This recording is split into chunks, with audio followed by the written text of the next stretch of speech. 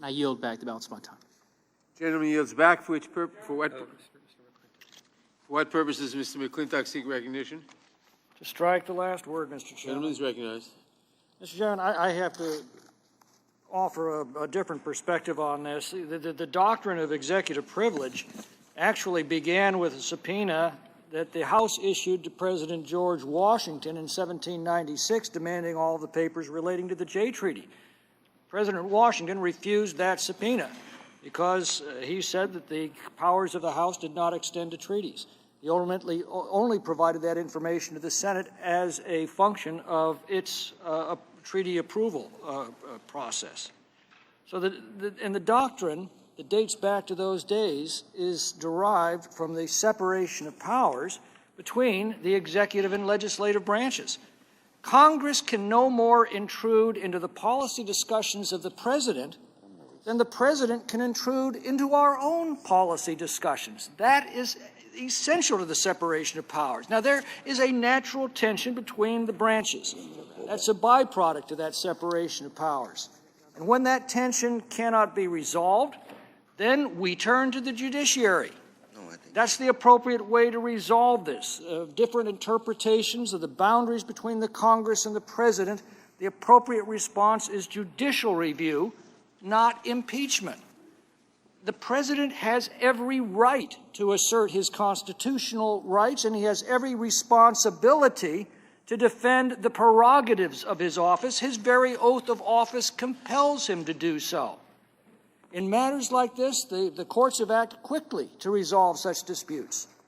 But the Democrats aren't willing to go to the courts. What Article 2 says is, we're not willing to go to court. We'll take the law into our own hands. These are the same people who tell us that no one is above the law, of course, except for themselves. What they're saying is Congress alone will decide the limits of our own power. This is the essence of despotism.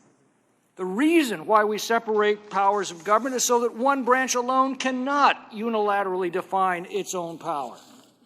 And yet this is the power that the Democrats are now arrogating to themselves. It's true. We have the sole power of impeachment under the Constitution.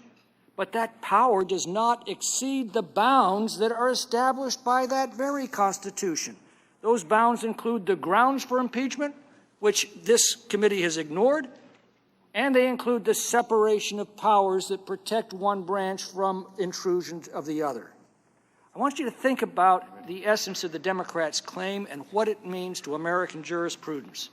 If you face an abusive prosecutor who's making false accusations, well, you have constitutional rights that you're guaranteed to use to protect yourself. You've got the right to confront your accuser. You've got the right to call witnesses in your defense. You have the right to be protected from unreasonable searches and seizures.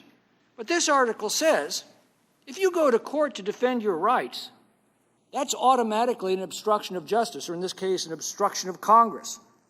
And the very fact that you tried to defend your constitutional rights is evidence of guilt. These are the tools of tyrants. And we've already seen these tools used against college students in Title IX prosecutions, and they've produced a frightening litany of injustices.